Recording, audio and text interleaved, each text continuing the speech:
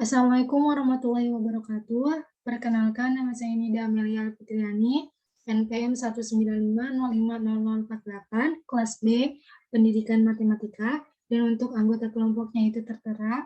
Startup pendidikan yang dibuat itu adalah bernama Give Smart. Saya di sini akan menjelaskan tentang startup pendidikan yang sudah dibuat untuk memenuhi ujian akhir semester kewirausahaan. Selanjutnya, peran saya dalam kelompok yaitu menemukan data tentang scaling up masalah pendidikan di Indonesia. Yang kami soroti di sini adalah berkembangnya internet membuat pola perilaku masyarakat bergantung pada internet sehingga berpengaruh terhadap cara belajar siswa dengan optimalisasi penggunaan perpustakaan digital dalam memenuhi kebutuhan terhadap bahan ajar. Scaling up masalah ini saya temukan, kemudian saya diskusikan bersama rekan-rekan saya dan kami menyepakatinya sebagai scaling up masalah yang paling disoroti di startup pendidikan yang akan kami buat ini. Selanjutnya adalah model bisnis kanvasnya. Yang pertama ada key partners atau mitra kunci. Key partners di sini adalah pihak-pihak yang bisa diajak kerjasama dengan tujuan untuk menyokong dan mengoptimalisasikan alokasi sumber daya, mengurangi risiko dan ketidakpastian persaingan, serta meningkatkan kinerja. Maka dari itu, key partners yang kami butuhkan di sini adalah tutor. Tutor di sini sebagai pengajar, yang selanjutnya ada psikolog. Psikolog di sini untuk melihat seberapa besar motivasi dan minat siswa dalam belajar. Yang selanjutnya ada tim IT. Tim IT di sini bertugas sebagai yang mengelola web, kemudian mengembangkan web, aplikasi, dan sebagainya. Yang selanjutnya ada web designer. Web designer di sini sebagai mendesain supaya aplikasi yang kami buat ini bisa lebih menarik. Yang selanjutnya ada orang tua. Orang tua sebagai key partners atau kunci di sini karena supaya kita bisa tahu bagaimana perkembangan siswa itu lewat orang tua, kita bisa mendapatkan informasinya. Selanjutnya ada key aktivis atau kegiatan utama. Kegiatan utama di sini adalah kegiatan yang berhubungan dengan produktivitas bisnis yang dapat menghasilkan proporsi nilai. Yang pertama ada pemeliharaan dan pengembangan platform. Pemeliharaan di sini dan pengembangan yaitu berupa pemeliharaan web, aplikasi, kemudian Instagram, dan sosial media yang lainnya. Selanjutnya ada pemasaran. Pemasaran di sini sebagai kunci utama karena ketika kita melakukan aktivitas pemasarannya itu baik, maka startup pendidikan yang kita buat pun akan dikenal oleh kalangan masyarakat. Selanjutnya ada proyeksi finansial. Di sini berarti merancang anggaran yang akan dikeluarkan. Ini juga merupakan kegiatan utama karena ketika kita tidak merancang anggaran, maka kita tidak akan tahu seberapa besar pengeluaran yang akan kita perlukan untuk kedepannya. Selanjutnya ada pengembangan konten. Pengembangan konten pun perlu dijadikan sebagai kegiatan utama karena ketika kita tidak mengembangkan konten, maka konten yang kita buat itu akan membuat siswa itu menjadi tidak menarik terhadap pembelajaran yang kita sediakan. Selanjutnya pengembangan kurikulum. Pengembangan kurikulum pun menjadi kegiatan utama karena ketika kita tidak menyesuaikan kurikulum yang sudah ditentukan oleh pemerintah, maka startup pendidikan yang kita buat pun tidak akan sesuai gitu. Jadi kita harus melakukan pengembangan kurikulum yang sesuai dengan yang diterapkan oleh pemerintah. Selanjutnya ada penelitian dan pengembangan platform. Yang selanjutnya ada pemilihan, pengembangan, dan pengawasan tutor. Karena masalah yang kita lihat di pendidikan Indonesia itu yaitu kurangnya guru yang sesuai.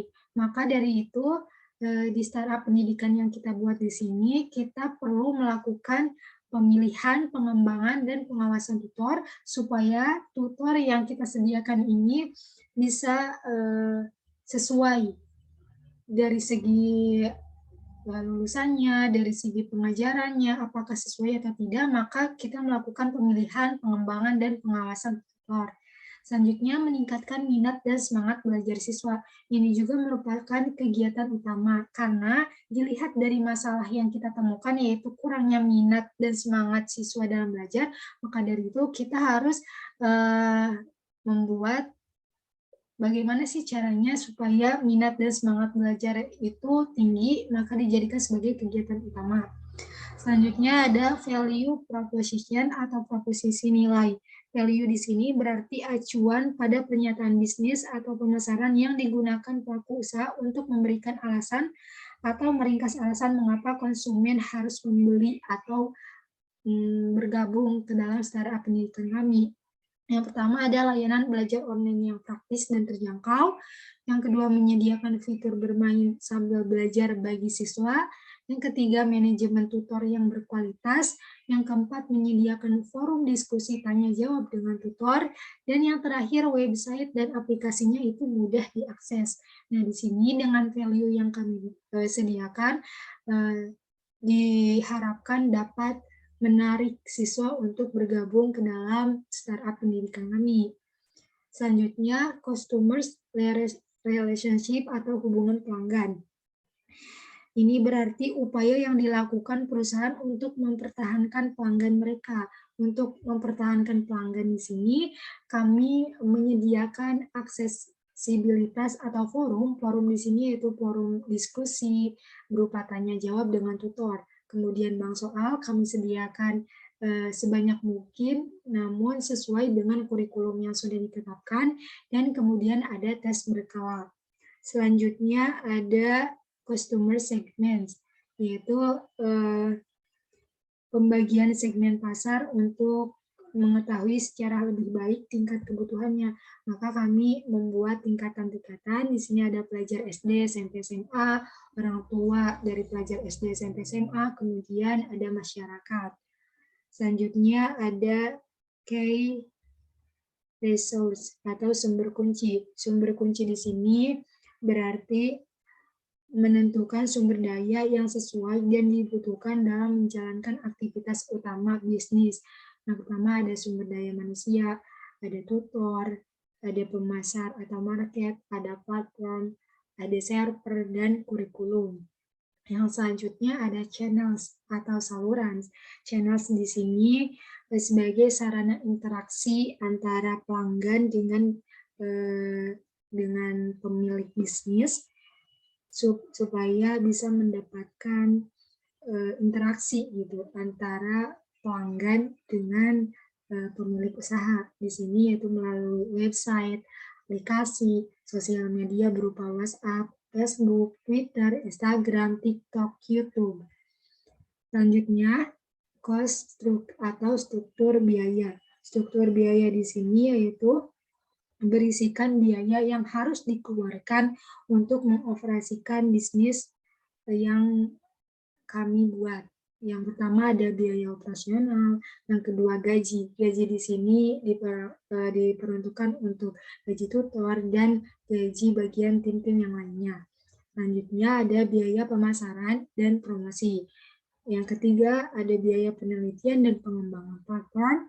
Yang keempat, ada biaya pengembangan kurikulum. Dan yang terakhir, ada biaya pengembangan tutor. Yang terakhir, ada revenue streams atau aliran pendapatan. Revenue streams ini berupa sumber pendapatan yang akan kami dapatkan, yaitu melalui membership atau bayaran dari siswa yang mengikuti les di startup pendidikan GIPS Smart ini. Sekian yang dapat saya sampaikan. Mohon maaf apabila ada kesalahan. Wabillahi taufiq wal hidayah. Wassalamualaikum warahmatullahi wabarakatuh.